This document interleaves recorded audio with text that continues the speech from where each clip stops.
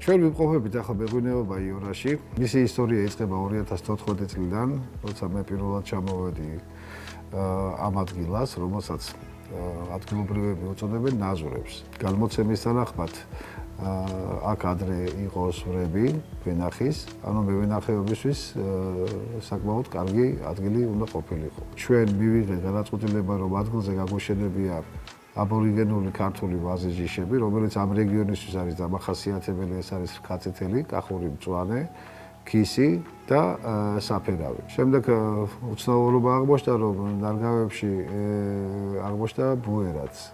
ესეც ძველი ქართული ჯიშია, რომელმაც შემდგომ განსაკუთრებული აქცენტი შემოიტანა ჩვენს მეღვინეობაში.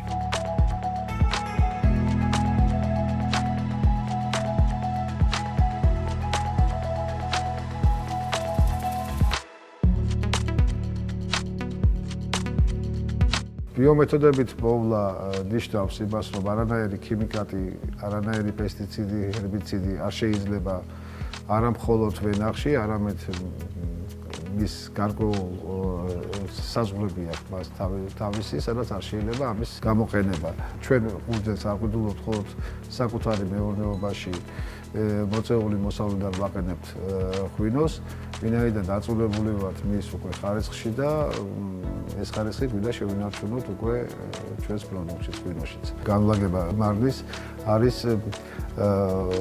იმ სტანდარტებით, იმ ასე ვთქვათ, დაკვირვებებით, რასაც ჩვენი წინაპრები აკეთებდნენ, რომ მზე არ დაადგეს და ზედმეტად არ გაათბოს მარად. მარნივშენებლობისამავე მოვაწყვეტ სადეგუსტაციო სივრცეები, როგორც შიდა სივრცე, ისე გარე. სხვათა შორის ყველაზე საინტერესო და რასაც ჩვენი სტუმრები აღნიშნავენ მათთვის არის ის, რომ მარანი შიგ ვენახში არის გათავსებული. ეს თავისუფლ ღვინის ხარისხზეც დადებითად მოქმედებს, ვინაიდან ჩვენთან მოკრეფილი ყურძენი უკვე 15 წუთში ხვდება ქვევრში.